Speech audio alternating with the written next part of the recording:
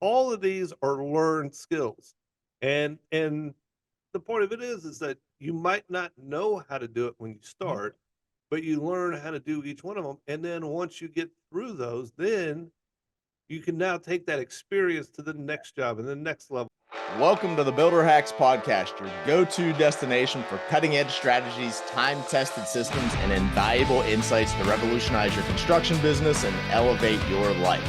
Join your hosts, Nate Piper and Keith Niels, seasoned contractors who are not just in the trenches, but are also pioneering the future of the industry through Concord University. In each episode, we dive deep into the minds of the industry's most accomplished building professionals, uncovering their secrets to success and sharing actionable tips to help you thrive.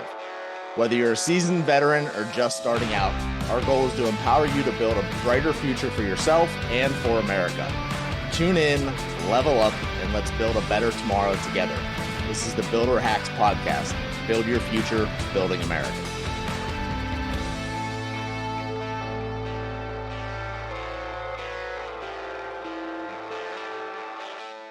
In this week on the podcast, we're going to dive into something that we get asked all the time. Whenever I'm talking to somebody new, they're like, whenever they come into the company, they're like, what do I need to do to be successful in this? So I definitely think there's some key traits as in building itself. So, and some of these are definitely be things that follow into other, whatever industry it might be in, but there's definitely some keys for any of the building trades so that go across the board. And it's one of the things that we've seen. So I definitely want to go through and cover that with you, Nate. And you know what? I want to make a little game out of this for you if you're okay with that today. Absolutely. All right, awesome. So we're going to cover some of the traits, and when we get done with the trait, so it's the question always is, well, do I need to have that? Do I need to bring that to the game first? So do I need to have that before I come and work in the building trades? Is this something I'm going to learn whenever I come in? Is this something that's going to be taught to me on how to go ahead and do whatever this trait is that's important for the industry? So, and you know what? There might even be a couple of them. So where it could be either or both. All So right. as you're going through it. All right. I'm up for this challenge. All right. That's what we love to hear. All right. Now, one of the big things everyone always thinks about is, they think building is something that is technical, and they're right. So it is technical. So you're going to want to have some proficiency in certain skills. So possibly tools, things like saws, nail guns. So depending on which part of the industry you're in, measuring tools, no matter what part of the industry you're in.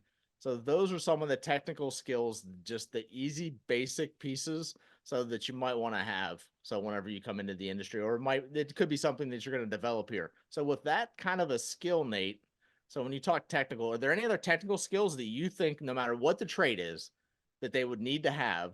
So, and then we're going to ask you, Well, bring it or learn it. great question. The only caveat that I'd have to it would be if you're going to be an architect, that's a little bit more defined skill, but all of those skills are learnable skills. And if you're physically doing the job, Right. all of it can be learned on the job site. You don't have to bring it. Everybody's going to teach you exactly how to do it, right? It is. What Nate, when you started, did you have the technical skills when you started? No, when I got started, it was pick up that broom and Bingo. push it. And I'll tell you, and I was horrible. I didn't know how to sweep. I didn't know how to I didn't know how to do any of that. I made dust piles in multiple areas and drug the dust across the floor and I didn't know what I was doing. I didn't. But today I can sweep a room really fast. Well, Yeah. and it's literally funny that you say that because everyone always thinks, and I've had so many people that are like a lot of the trades for the guys that work with us, so are my subcontractors, they'll be like, yeah, I told him to go sweep the house, and he didn't. I don't know what he did. It doesn't look like he did anything. I'm like, did you show him what you meant? So he's like, well, no, he doesn't know how to sweep a house. I'm like, it doesn't matter whether he knows how to sweep a house. Does he know how to sweep a house your way to get the result Exactly. you want? That is what it comes down to. Exactly.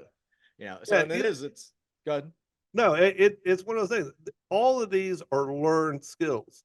And the point of it is that you might not know how to do it when you Mhm. start, but you learn how to do each one of them. And then once you get through those, then you can now take that experience to the next job and the next level and the next thing, right?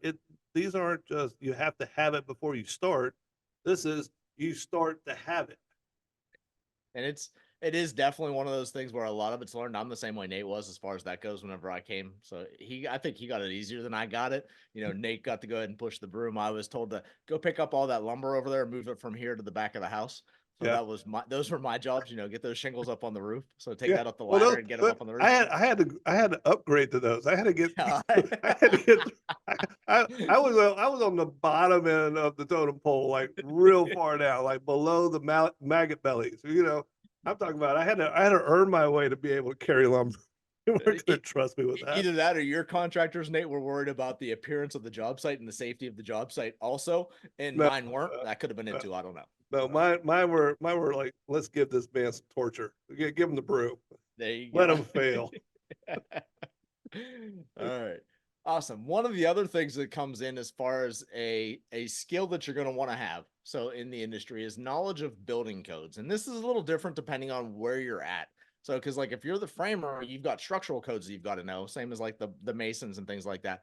Whereas if you're one of the trades, which we always call MEPs, which is the mechanical, the electrical, so in the plumbing. So if you're any of those, they've got another set of codes that they need to know. Now they also need to know some basic building codes because you don't want to see the HVAC guy that comes in and cuts all your floor trusses to run the main trunk line through the house because that's the most convenient place to do it. So type of thing.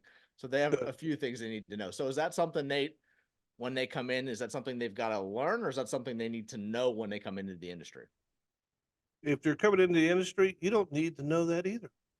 You will be taught what all these things are. Now, you'll probably be taught wrong the first time, but if you're lucky enough to get somebody to teach you right, good. But you're going to learn. They're going to teach you. You're going to see it. You're going to ask questions. You don't have to know all these stuff. Like we start talking about like mastery, right? And we'll probably get into an episode about mastery in the future. Mm-hmm. But mastery is once you've kind of like know how to do it with your eyes closed. Right now, you're just in the beginning stages of like, can I put on my shoes? Right. So don't worry about mastery. Worry about like what's in front of you today. And everything on a job site is going to be taught to you. And if it's not taught to you, then you need to go find another person that's going to teach you.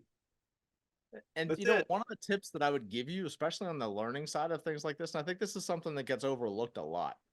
Oh, and like on my team, it's one of the pieces I talk about all the time. I mean, when you're in the field and you're learning a trade, you may not be able to have a notebook with you to write things down. So, Yeah. but what I would say is, either on your way home or if you're at break, pull out a notebook, write some of these things down, especially as you're learning them, because then you're able to go back and review them and have them.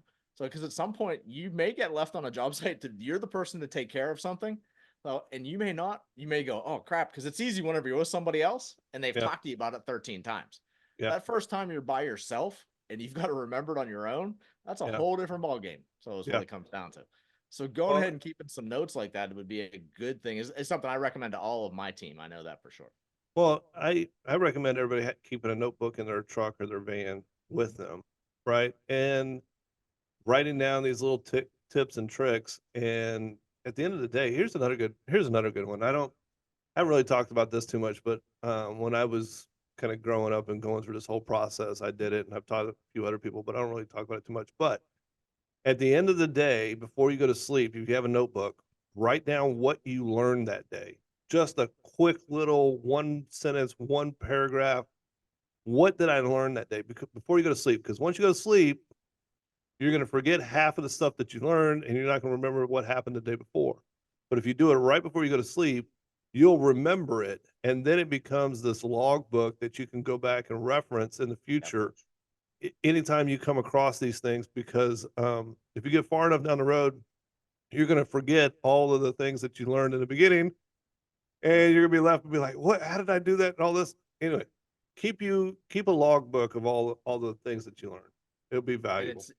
It's one of those things that by doing that written version, so it's one of those pieces that so many people don't realize this, but if you write it, you're involving another sense.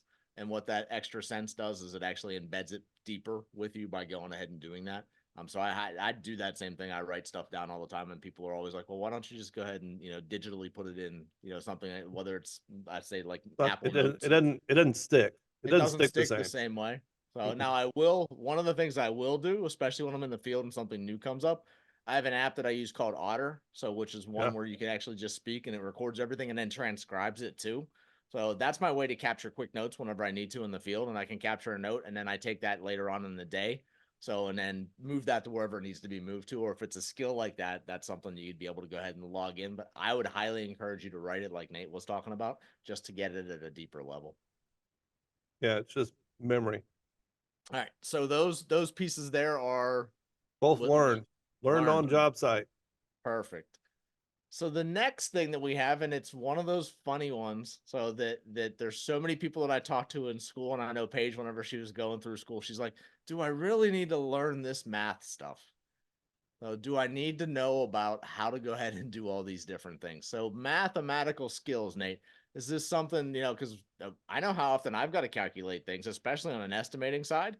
So whenever you've got to do area, like, hey, I've got to put tile down, some kind of flooring that's going in this area here. How much flooring do I need? So I know I need to have math skills for that. Is that something that is you bring with you? Is that something that you learn? So, or is that some combination of everything? It is both, right? So you have to bring a basic level of math, right? And what I mean by basic level of math, you have to be able to add and subtract, Right. possibly multiply and divide. That's possible, right? And you don't even have to be that great, but you have to be able to add and subtract, right? You have to be able to know, hey, go get those 10 boards over there and bring them over here, right? Or, you need to go pick up 10 bricks or 8 bricks or 18 bricks or whatever. You have to be able to count, right? You have to be able to add things together, right?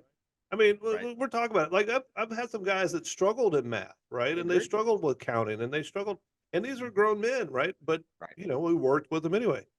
I found that if they have a basic level of math, right? Like you graduated, elementary school, you now have a basic level of math. I can work with you, right?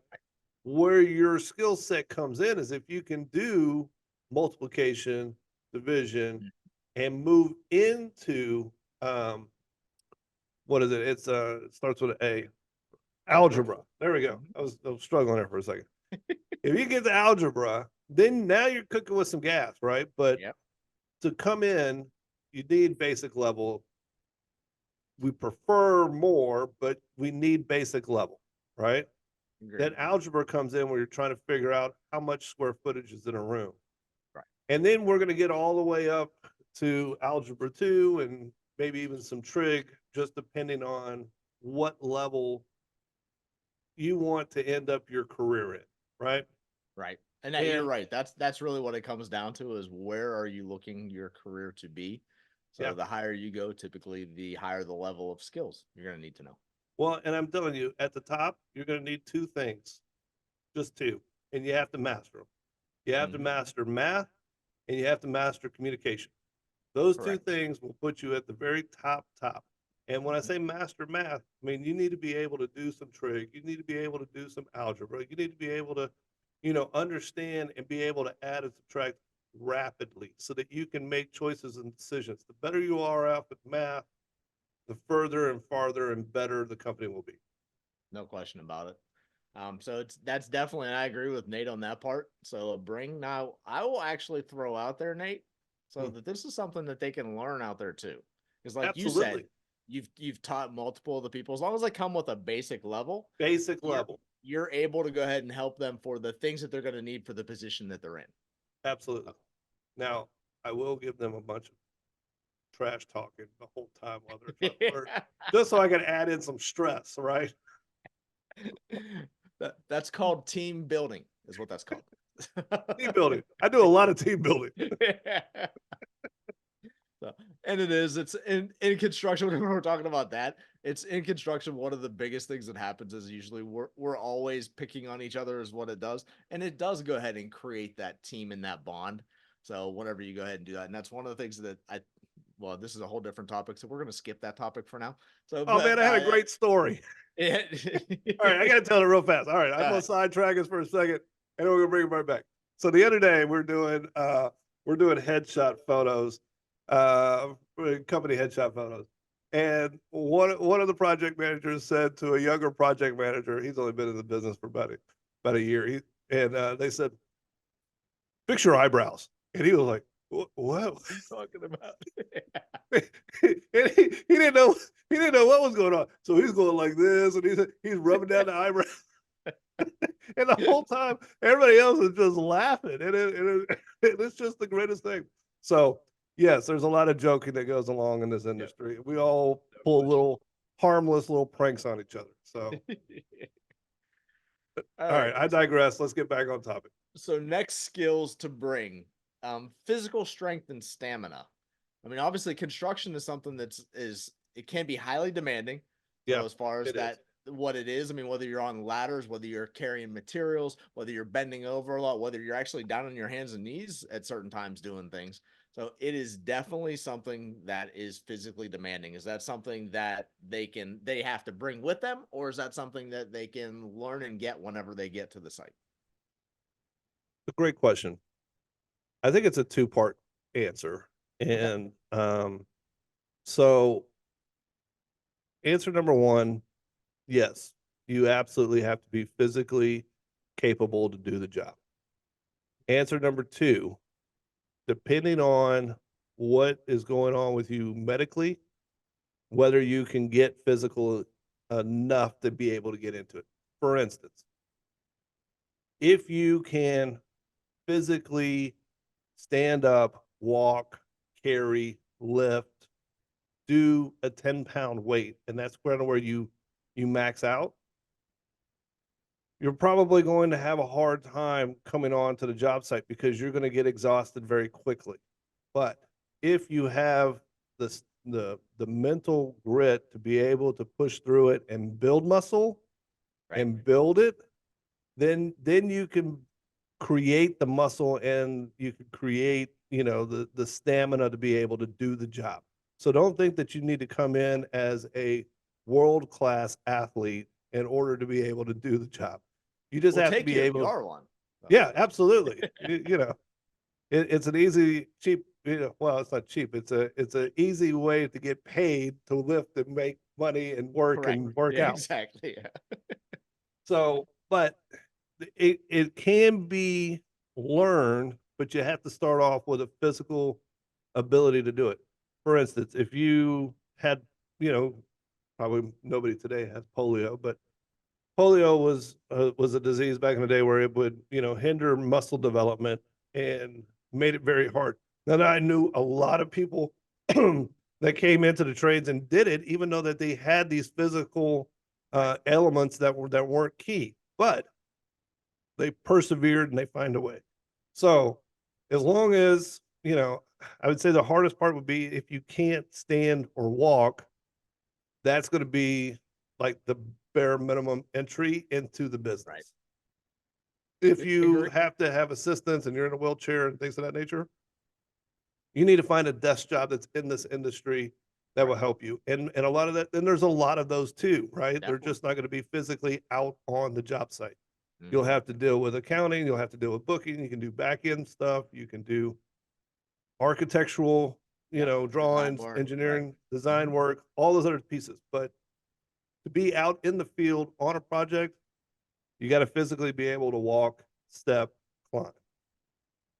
And it is, I think that's one of those pieces, and I think you hit that very well, Nate. There's a minimum level that you're going to need to be able to do with some of those things. A lot of things are learned, even on that side, on the physical strength and stamina, Mhm. because you may come in as we talked about the athlete. So you might come in as the athlete, and hey, I was a great football player, I was a great runner, or I was a great swimmer, or something like that. So when you come to do construction, it's just like anything else. So when you come to do it, you're using a different set of muscles in a different way than what you ever had before.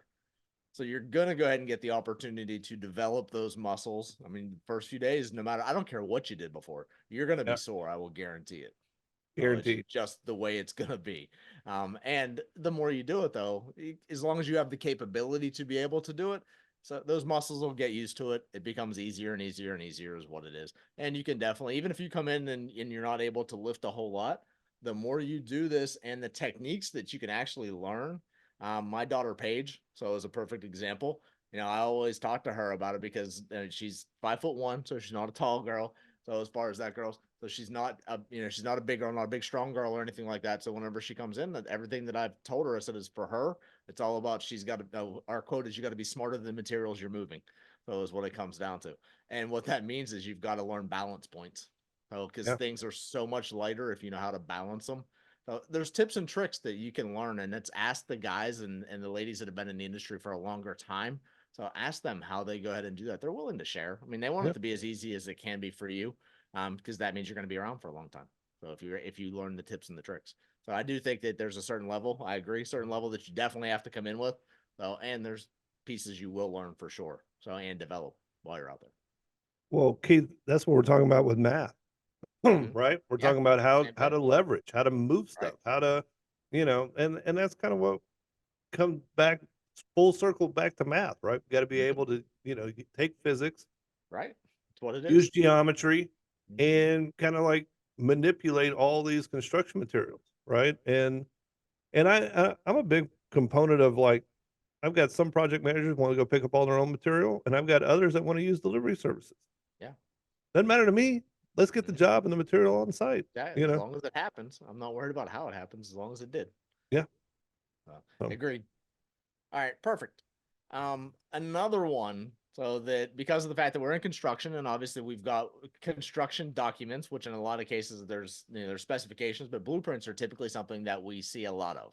yeah. So when you come in for blueprints, but do you have to know how to read blueprints, interpret them, understand those pieces whenever you come in? Is that something you've got to bring, or is that something that you learn in the field? Well, in 20 plus years of doing this, the only person that I've ever seen that comes in knowing how to read blueprints is that darn architect that I don't like who spent 4 years or 8 years in college getting his architectural degree Right. and he draws them.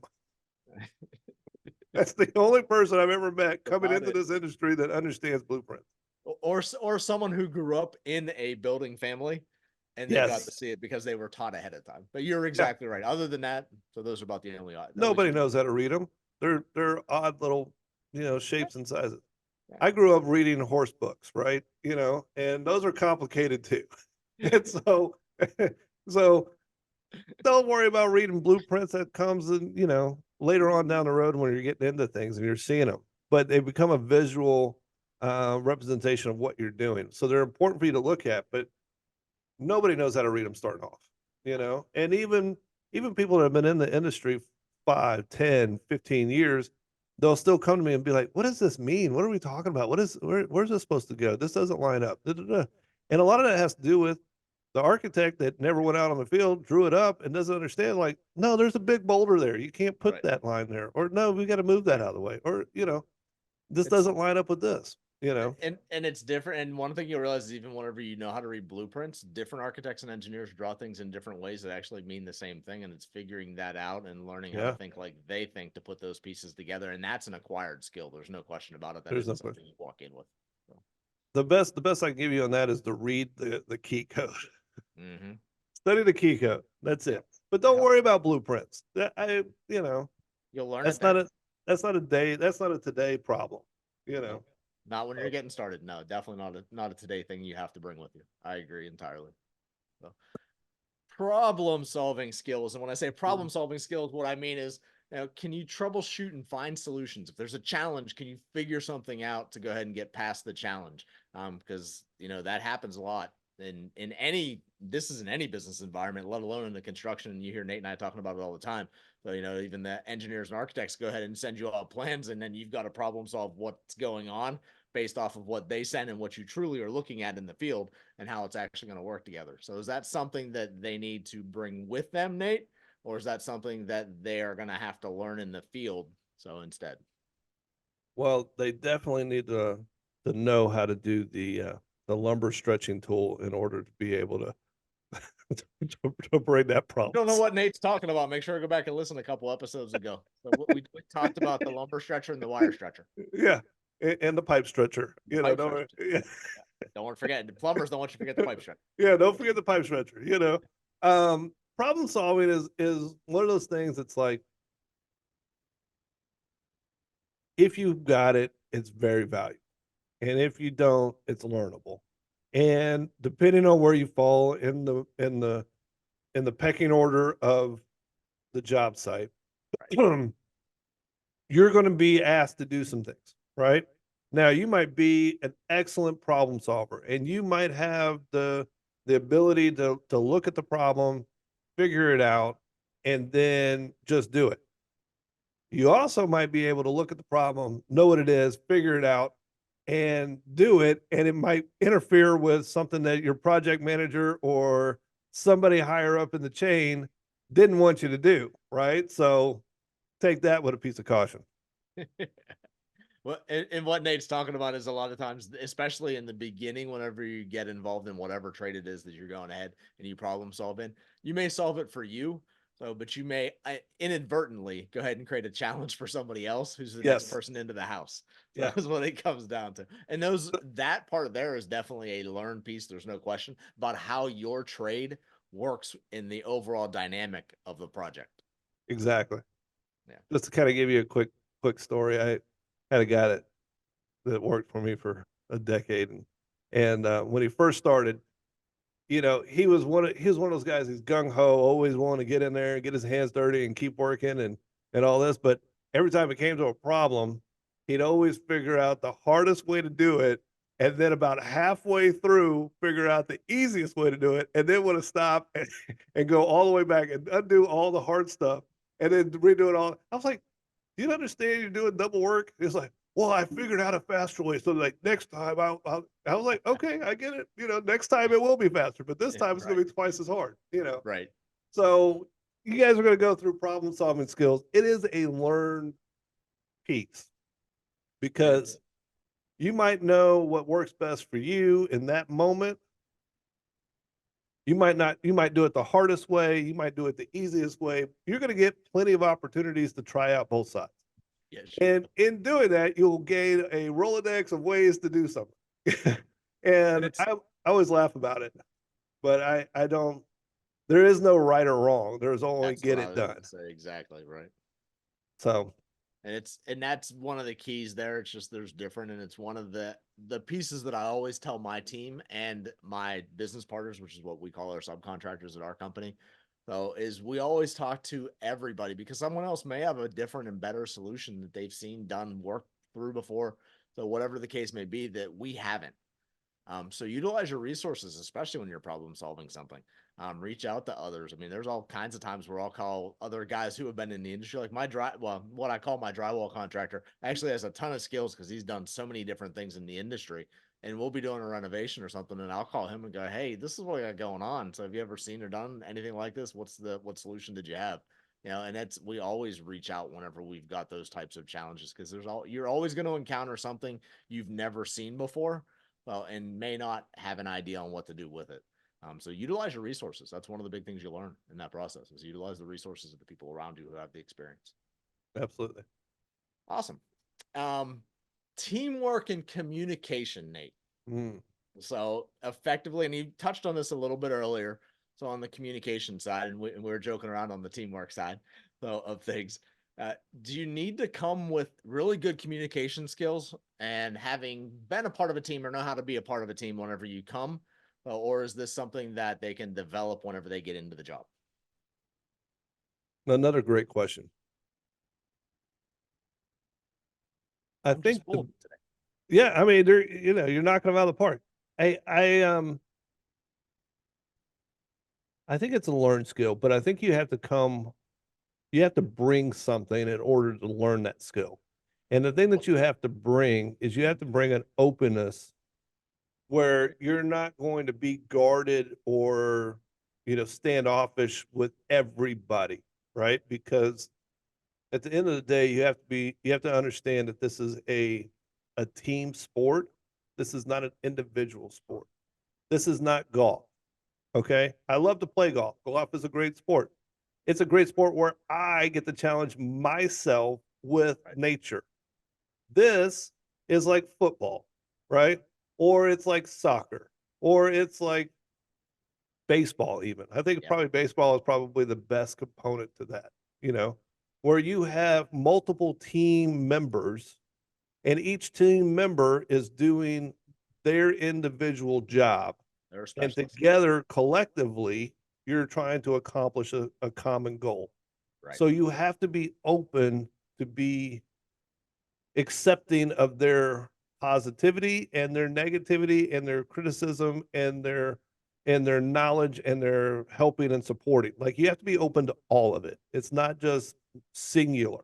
And Right. so if that's not your characteristic, then that's not going to be a good fit for you to be in this trade, right? Like you have to be inclusive. It's just that's just part of it.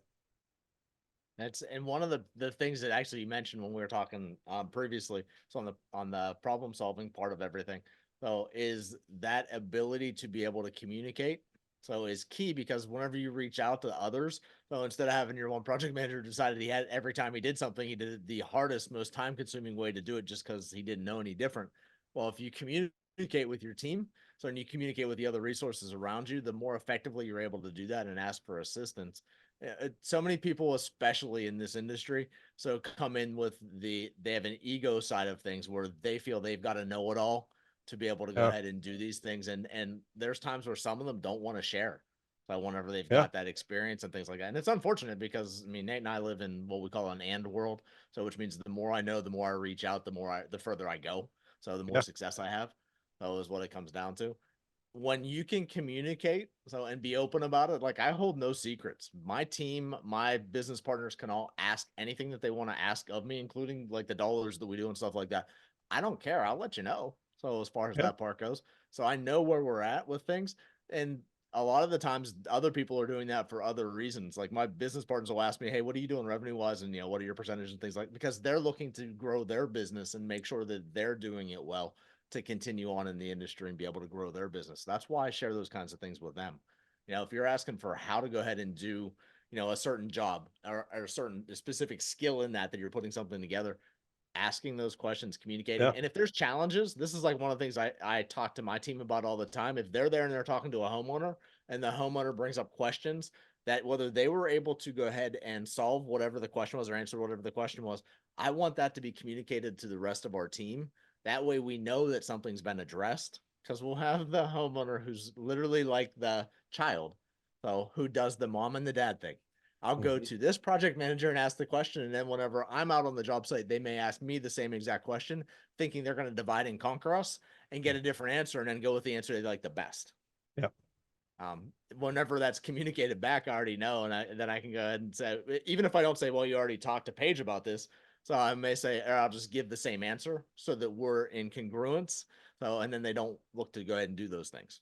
That was what it comes down to. But that communication is one of the biggest pieces. And like even to give another example on the communication side, with our business partners, we communicate all the time on confirming them when they're supposed to be on job sites for the next day. Well, and then we also go ahead and find out whether they have any challenges and things like that we need to go ahead and resolve. So that communication, so we may find out the plumber got out there and wasn't able to finish up the way it was supposed to be. Well, I let the electrician who's supposed to be in tomorrow know that you can come in, but the plumber's not done in that bathroom that you're working in. So you guys can be standing on top of each other. I'm okay with it if you're okay with it. If you're not, then let's push the next day. So all of those things make everybody's life and job so much easier. Well, then going ahead and having him show up out there and it's a hall bathroom and you're 5x8 for the whole bathroom and you got a plumber and an electrician in there with all of their tools and everything that they're looking to do. And it's just like, there's just not space to do this. That Yeah. was what it comes down Well, to. that's what causes arguments and fights. Oh And yeah. and you'll see a lot of that too out there in the job field, job Yeah. sites is that if people are not working together, it is apparent. It is not there is no hiding it, right? And you have all of these different personalities that are trying to work to get something done and they're all on time constraints and everything else and a lot of times stress levels are high, right? And so you'll see that. So that's why communicating and doing the forefront of communication is so valuable. You might not think that it means anything, right? It might be, "Hey, we're gonna go to lunch and we'll be back in an hour." Right. You might think, "Well, why do I have to relay that to the other person that's here that doesn't even work with me, the blah, blah, blah," you know? Well, it matters because whether this is a new construction or a remodel job, that communication then lets the other trade when if somebody else comes on the job site and you're not there and they're there and they're asking for you, that they have an answer to give them other than, "I don't know, never saw them, don't know what's happening." And it leads this void um, of not knowing, and that then helps snowball that thing. And so it's no different than if we're playing baseball and it's like, hey, I need a pinch runner. I'm getting out, and you flag out and you get off the base, and somebody else comes back on. Doesn't mean that you're out of the game. It just means, hey, look, somebody else had to step in and do this pitch work, right? Communication is huge on any job site, and now that is a skill that can be learned, but you better bring some of it with you and be able be open to it. And like Nate had mentioned earlier in today's podcast, so that was that's one of the big keys that determine the people who go on to be really successful. So in their specific trade and or in the industry overall. So being owners and things like that is communication. So it was one of those huge key pieces so that those who do it well, so will succeed. And it could be like Nate's example of, hey, they went to lunch. So, well, that's great. You know what? Hey, maybe the electrician needs to jump in that bathroom we were talking about earlier just to go ahead and split a vanity light into two lights because we've got a double vanity now that we're putting in there, a double sinks that we're putting in there. So, and literally it's going to take him 25 minutes to go ahead and do this. He can literally hit it while the plumber's at lunch and be out of there before the plumber gets back. So that kind of communication and coordination makes things just easier, and getting your team to realize that. It's been something that I've been really blessed with being able to do with my business partners. Is we've gotten to the point now where they talk to each other. So whenever they're on job sites, so those types of things can happen, and it isn't always facilitated through my team, Mhm. which is great whenever you're able to get them to that point. And that takes some time. I mean, most of my people have been working with me for, I think the shortest ones, I don't know, there's a couple that have just started within the last 2 or 3 years, but the majority of the team, my core team, have been with me for over a decade. So for what we do, and they've just grown to know each other. They learn how to work with each other. They communicate just because they know it makes it easier. But that your job as the owner of the company and as an employee for whoever you work for when you first start out, so is to be communicating as much as you possibly can. There's no such thing as under or over communication. There is a No such thing such as thing. under communication. So There's never enough communication. agreed. All right, so that's you said that's a combination. So you need to bring some skills, Yeah, you and need it's both. definitely something you're going to learn for your position too on some of the things you need to be communicating and who you need to be communicating with. Yeah. Perfect. I got a couple more, and we'll be All right. wrapped up on the skills that you got to bring. Attention to detail, Nate. So Mm. in this industry, so and it can mean multiple different things. It could be precision in measuring something if you're going to make cuts. So one of the things that I think of is for quality checks. So did you hit all the details? If you were reading through the blueprint and you're checking structure, did they get all the straps? Those types of things. Or if we're looking at finishes, does everything fit together appropriately? And are you able to catch those things? Is that something that they need to bring with them or something they can learn on the job site? Another excellent question. Like, you're asking some really good questions today, Keith. Hey, every once in a while I get lucky, Nate. So hey, I'm telling you, that like, blind squirrel finds a nut, baby. uh, it's like attention to detail. The interesting part about attention to detail is that it um, is a present thing, right? Like you have to be present in the moment in order to be able to maintain attention to detail, right? Like it's a brain component, right? And not everybody has that component. And some people are just meant to um I pick up rock. And that's it. That's their job, That's right? perfect. That's okay. That's what we want. And they can be good at doing that job and they can do that job repetitively, Mhm. right? Attention to detail comes into um being cautious of like where you're at. And I would say that the more attention to detail that you have, the more value that you have. And and I think everybody has a level of detail that they start off with. And but what they need to be able to do is learn how that detail impacts their job, their experience, their work, and everything else. And the Right. more detail that you have and the more specific that you get to, the better off you're going to be. Um, I grew up in a different era where math is, and it all kind of circles back around to math, right? But math was a definite number, right? You get to a point 0.00000009% of whatever, right? I didn't grow up in the new math way of get close enough and we'll graduate you. So I think that's kind of part of the mind frame that you have to have coming into any job or any trade, is that you have to be able to know that I need to be present in the moment while I'm there doing the thing that I'm doing so that I can have the best result.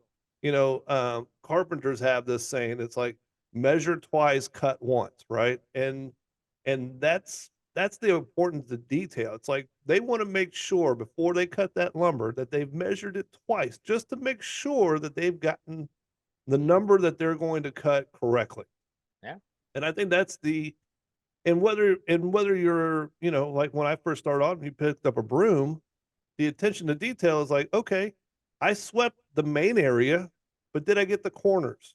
Right. Right. And that's the attention to detail in that. And it really comes back to, you're going to be judged on the amount of detail that you're able to, For sure. retain and be, consistent with.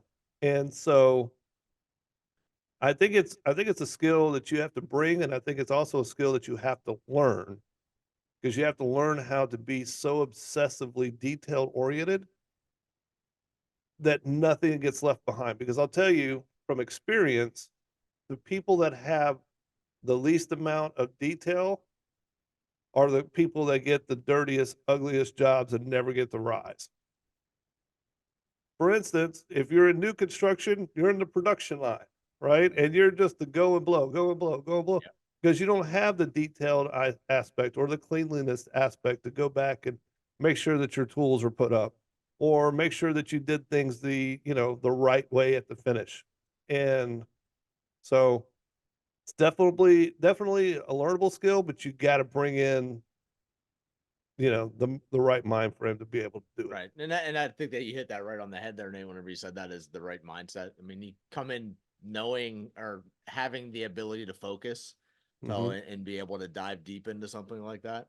And you can learn the intricacies of each different trade for sure. So for what Hmm. that means, to be detail oriented there. And it's one of the things that separated me whenever I first started working in production building, that you were talking about. The company had a discussion whether they were going to go ahead and do front end and back end building, which back then meant that you had one construction manager who managed the process of all the rough trades all the way up to drywall. So, Hmm. and then you had another construction manager who took it from drywall and took care of all the finished trades, everything that the homeowner sees when they're moving into the house and living in the house. And they wanted to go ahead and do that. And because they had guys that were very good at pushing things very fast on the front end. And then you had the people who had the attention to detail on the back end. So, and the funny thing is the attention to detail people. So we're typically the people who were promoted into vice presidents of construction. Yep. So, and moved up further in the company. So because that's the part that matters a lot. And when we did that, they went through that, we wouldn't let it happen because I was one of the attention to detail people. I didn't want the people on the front end doing what they were doing, because that basically meant they were getting bonused on how fast they got us to the stage where we get the drywall. They wouldn't have cared how much headache I had to deal with trying to get what they did look good. So on the Exactly. back end. So Exactly. and that's part of it when you're the detail person. Like Nate made an analogy earlier of the framers for cut or measure twice, cut once. The Hmm. reason on that end is because as a construction company, that's if you make a wrong measurement and you overcut something, so meaning you cut too much away, that piece is now useless, which means it Hmm. now costs the company money, and it could cost time if you only had a limited number of things on the job site for whatever Yeah. was being done. Yeah. So you could cost time at the same time. So that attention to detail is key across the board, for being able to do it. And that attention to detail, if you want to move up in the industry that you're in, so that's how you become the supervisor, because you're able to spot those things. Yeah. So, and how you're able to go ahead and help lift the level of the results. So, and that's always what it comes down to, is the happier the homeowners are. So the more you're able to go ahead and make as a company or whatever trade you're in, because that's what gets around. That's the word of the mouth that spreads. So because of the attention to detail. Well, it's one of those things where I'll just kind of give you a little Mhm. secret into our company. It's like, I don't announce it. It's not prevalent, right? But it is something that I look for in the interview process, right? Mhm. How well do they pay attention to the details that we're putting into the job description, right? And can they follow some things there? But then that's the thing that we're evaluating in the first 90 days, right? Because we do a 90-day, evaluation right Mhm. before becoming a full-time employee. You have a Probationary 90-day, time. Yeah. yeah, you have your 90-day probationary period. And one of the key indicators is like how much attention to detail are they doing in the job that we've assigned them to do. Now, some of them are, they're blowing and going, they're in and out, they're not really paying attention. And, it's like, do I really want somebody that's not paying attention to some of the higher level things? And it could be small things. It's like, Yeah. and it comes in various ways, right? It's like, hey, can you write up a report on what happened on this project? And if they start writing and they're writing so fast and it's so sloppy and there's no periods, there's no commas, there's no punctuation, well, then that's a point where it's like, okay, your attention to detail in writing this report is that you're just trying to rush through it. It doesn't matter to you. Or, did you clean the house? Is the house clean before we presented it, right? Did you call the cleaners? No. Like there's all of these levels of detail that really plays into it. And it's a valuation point that I use as a business owner to figure out if this person's going to be a good fit or not for my company and my representation. And so when you guys are out there in the world and you're going out there, know that that is a learnable skill, but it is a being present in the moment skill that you really need to focus on because that's the thing that's going to move the needle. And with that piece, and this is like one of the key things, like all these pieces that we're talking about, as you go to work for somebody in the construction industry, or if you decide, hey, construction isn't the thing for me, I'm going to go work for somebody somewhere else and do this. Look at these pieces and ask these questions of whoever you're going to go work for. So Mhm. they'll give you some of the answers. So of Yeah, literally the things that they're looking for, like Nate was running down through some of the things that they go ahead and check out as far as their people go. They'll give you, I give that. If someone asks me, I give you what the criteria are. I'm not sure. hiding it. It's not a Yeah. secret. So as far It's as not that an goes, I want you invisible to succeed. it's not an invisible test. Wow. We're, So ask me, I'll tell you exactly what I'm looking yeah. All right. We got two more, Nate.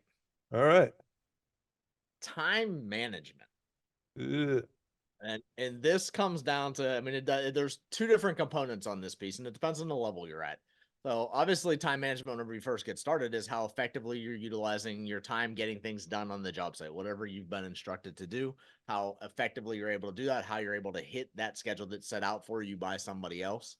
And if you need assistance or anything like that, are you asking for assistance? And then secondly, later on, so whenever you become possibly the supervisor wherever you're at, or the owner, if you decide to go ahead and open up your own company, well, how do you bring all these pieces together? So is this something that you need to bring into the company, or is this something you can learn when you're on the site? Man. All right. Well, time management is crucial. People say all the time, time is money. I don't necessarily believe time is money. I believe time is of essence and is a valuable commodity. And with that, you can make money with time. But I don't think time is money. Okay. Great. Um, Part of the problem that we have in today's society is that the majority of people do not respect other people's time. And so if they don't respect other people's time, they don't respect their own time. And I really think that's the skill that we're talking about is that it's a respect issue more than it is anything else and above all. Because if you respect somebody else's time, then you're going to be on the job site appropriately at the right time. If you say you're going to be there at 8 a.m., you're there at 8 a.m. You're not there at 8:45. If you say that you're going to um, have this job done by Friday at 5 p.m., that doesn't mean that you finish the job on Monday. These are the things that make the difference, right? But it boils down to respect, right? And either you have respect or you don't have respect. And that is the key component that you need to bring into the business.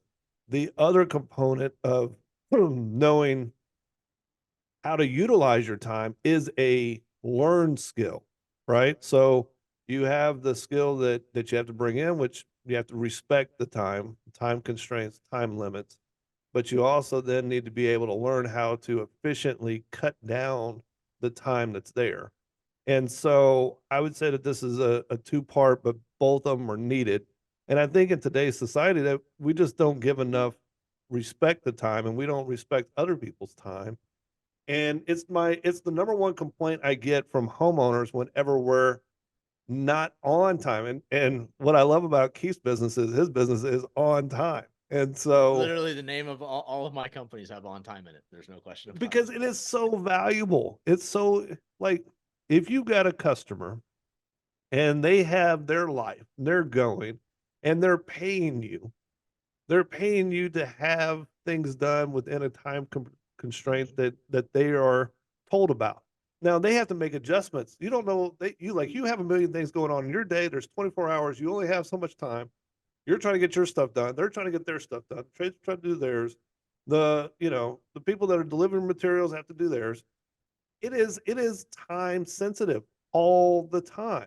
Like time is a commodity. And those that don't respect it aren't going to make it. They're just not. And so And that part that Nate's talking about, it's funny that when you come down to the whole time component, I had a homeowner who said she'd asked for referrals from an engineer that she was working with for designing prints on her house. And they don't refer one person. They give, two or three people to go ahead and let them make their own decision. They don't want to be they don't want that coming back later on going, well, yeah, you told me that you have to work with this person and they suck. exactly. So they go ahead and give multiple referrals out is what they did.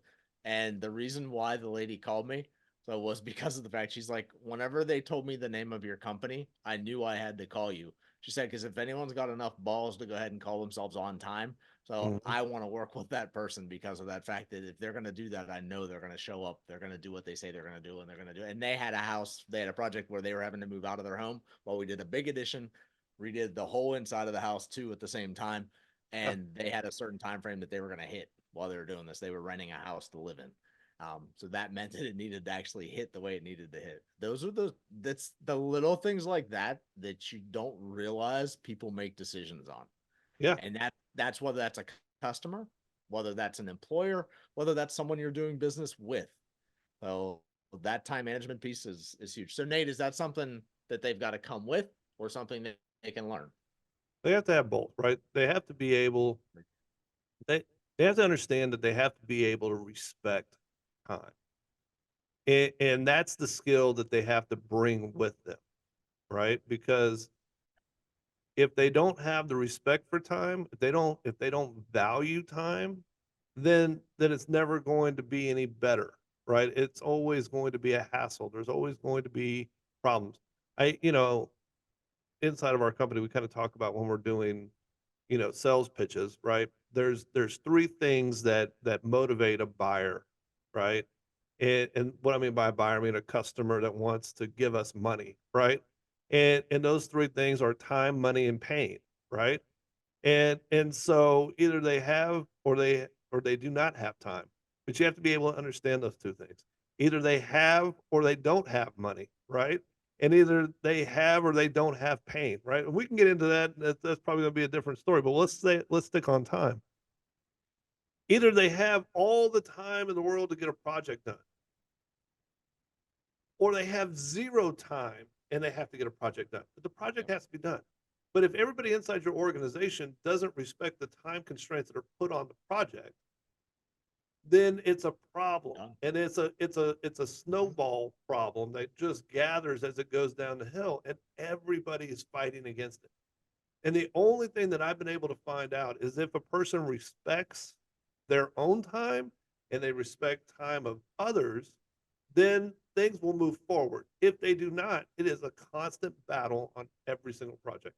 So for me, if I find somebody who is not respectful of time, my time, others' time, everything else, I don't need them in my organization because they're not going to be respectful.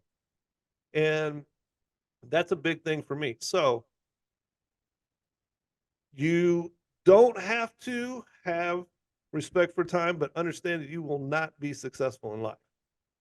If I you agree with that in life, not in just in life, construction. in life, that is a life skill that you have to have. And you should bring that. Now, the time management piece, the efficiency piece, that is a learned skill that can be taught. Because we could teach you how to condense 2 days down into one by Right. doing processes. Correct. But I can't teach you how to respect it. Agreed. All right, we got one more, Nate. Last one. All right, I'm ready. A great attitude. Ooh, So do you think that this is important to have and bring with you to any job? So, or in this case, into the construction industry. So, or is it something you can learn once you get here?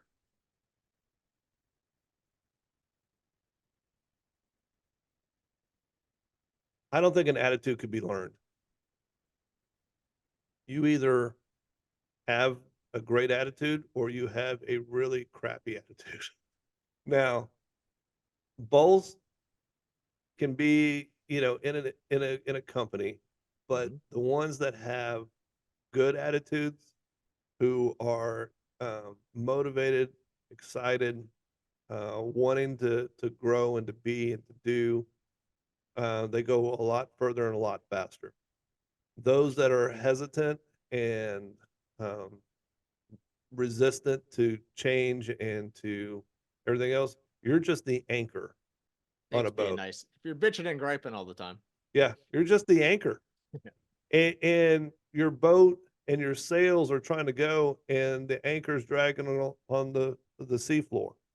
And in some cases, you need to be able to have some constraints in a company, but you don't need 50% of them being, grumpy old men.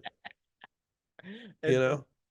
and actually that's one of the pieces that's so in the construction industry, you have that image of Hmm. people who are the grumpy old men. Yeah. And there's so many people that think that, and unfortunately, because of the industry and the image that's been put out there, the preconception that most people have is that that is how they are. Sometimes they're gruff and that they're just rough. And one of the biggest things that can set you apart so fast in this industry is to show up with that great attitude, like Nate's talking about. There's always ways to go ahead and make it even better. But when you show up with that attitude already, that you're willing to go ahead and do things, that you're excited to learn, so that you want to go ahead and be as helpful as you possibly can be, those are the people that Nate talked about already. I will go ahead and go out of my way to include you in things that I might not have included you in originally, because I'm Mhm. going to give you every opportunity to grow, Yeah. because that's the type of person that I want my homeowners to be around. That's the type of person I want my business partners to be around. That's the type of person that the rest of the team is attracted to go ahead and work with. Oh, and that becomes a valuable person. Those are the people that Nate already said it, that excel. They rise to the top really fast. So now I will say this: if you realize right now, so that you're one of the person who bitches and gripes, so more than you're the person who shows up with a big smile on their face saying hi to everybody, so asking how everything is and stuff like that. If you realize you're that person, so you can change it, but it takes a shift in how you view what you want to do and what you want to show up with. And it takes heavy lifting. So because you're usually fighting against something you've been doing for years in your life. Well, I'll retract my statement of saying that they can't do it, that it's impossible. Right. I will say I've seen it done. I've done it to some, but I'll give you guys I'll give you the answer to it right now. So two things. One, the grumpy old men are grumpy old men because they have been withered away and beaten and thrown Yep. down and abused and Agree. repetitively abused, and they haven't been able to like get out of the rut that everybody keeps pushing them down into Right. because they've fallen down into different devices to kind of help them cope with whatever stress that they're under, right? Because this is it can be a stressful industry. So, with that being said, if it's natural for you to be able to, shut down or push out or be grumpy, right? What you're really dealing with is you're dealing with an identity that you have of yourself, and then that's what's being projected out into the world, which then is what is causing all these other pieces. And if you Mhm. want to change that, it's as simple as changing your identity into who you are and what you believe. we're getting into a whole other conversation topic here, right? But That is definitely a podcast on its own for sure. yeah, it is. But I'm just going to give you the high level the surface touch, right? If you are able to change your identity, to change your belief of who you are, and to change your identity of like what you can be and who you should be and how you serve, like you make that mental shift. All of a sudden, within 24 hours, you can choose from being grumpy to being happy and being cheerful and being that other person. But you have to be able to make the sacrifice to change and look at yourself differently than how you're looking at yourself today. It's absolutely 100% possible. I know a lot of people don't understand all the ins and outs, and it take me longer than a podcast to teach it, but it is possible. You don't have to be grumpy all the time. But if you are and you don't want to change, you will sink, you will not rise. You will be the bone anchor. If you come in having a great attitude, you will definitely and it's one of the funniest things I look at. So if you look back at it, people with a great attitude seem to have what everyone looks at and is like, they just have an easy life. Things happen Yeah. for them. Yeah. Well, they have an easy life because of the fact that they choose a positive way to view things. They look as the glass is half full. They look for ways to make things happen, as opposed to the other sides of all of those pieces. And it just things do happen. I always say, Yeah. I'm not a lucky person. I've created my luck because I put the work in ahead of time that whenever the opportunity shows up, I'm able to take advantage of the opportunity. And because of that fact, that makes me look lucky. I just put in all the work that needed to be there for the luck to happen. That's it. Man, these are some great questions. Hopefully people get a lot out of these because I think this is a good one as far as that part goes, and it really does for construction, especially because we're talking about going ahead and getting people into the industry through Concord and everything. By going ahead and doing that and coming in and knowing some of these pieces ahead of time, I know one of the like whenever I first started, one of the challenges was I didn't know what I needed to have to be in the industry, and this kind of opens that up a little bit. And I think for a lot of people, it'll be oh well, I don't have to have all of this stuff to get started, yeah, which is key. you don't have to have tools. You don't have to have an absorbent amount of knowledge. You have to have a willingness to come in and smile. Bingo. That's it. You have to have If a willingness. That's it. That's all you need. Everything else is figured out. And literally that piece, that great attitude.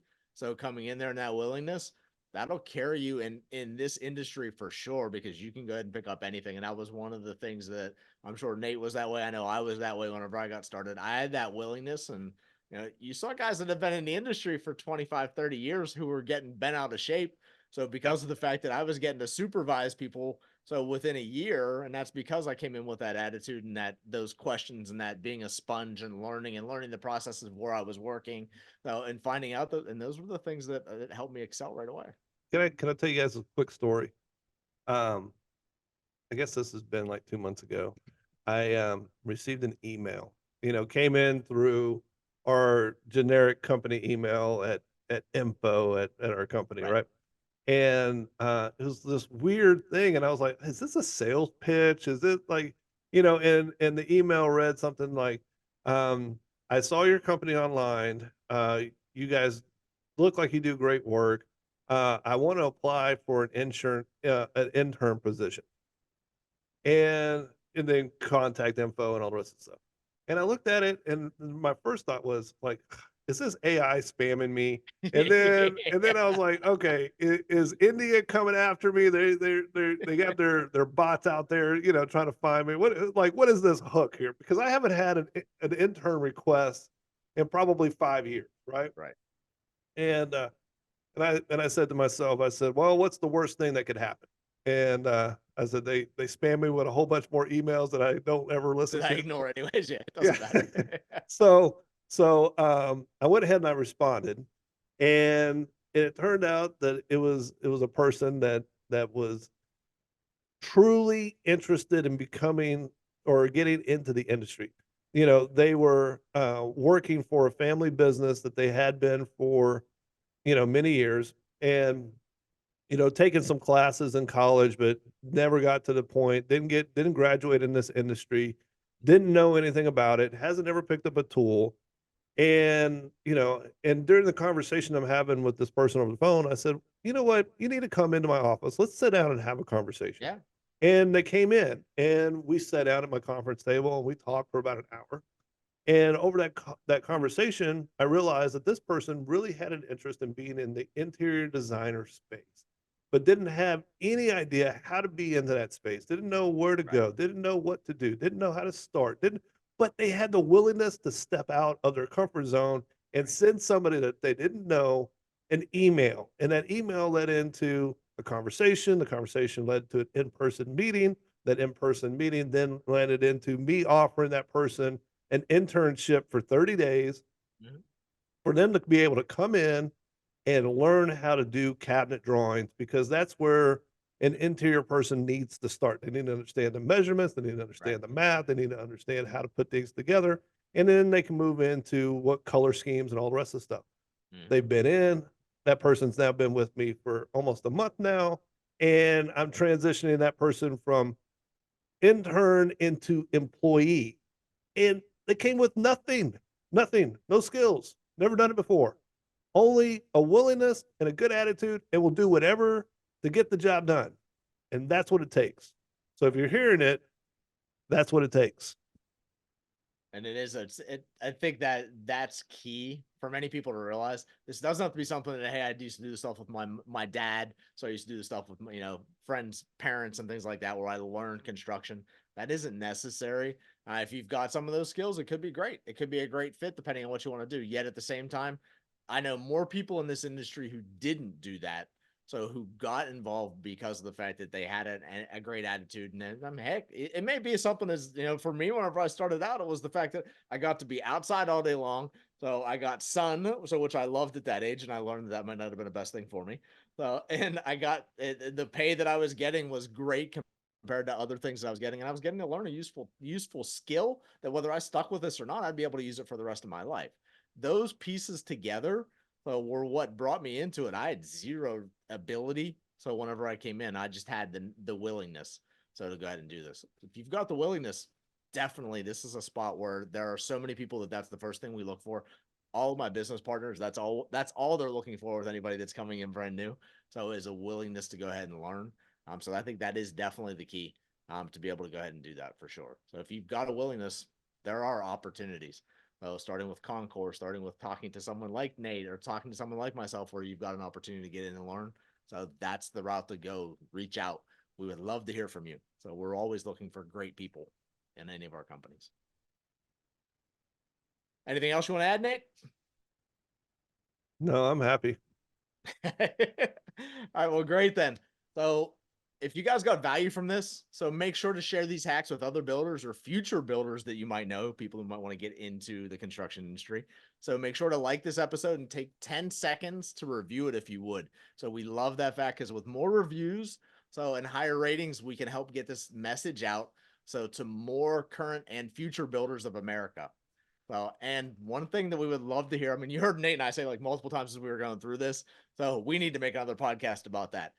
If there's things that you guys love that you would love to know more about this industry, so that would help you figure out, hey, this is something that I definitely want to go ahead and do, then go ahead and put that in the comments. So we will definitely take a look at that. So if it's something that we think would be a great segment for the audience in whole, well, we'll go ahead and do that. We would love to have your feedback. We want to deliver what you're looking for. There's no question about it. So go ahead and put those notes in there. Okay, that would be perfect. So what we want to say is, as we always end out, so keep building our future, building America. We're here with the Builder Hacks podcast.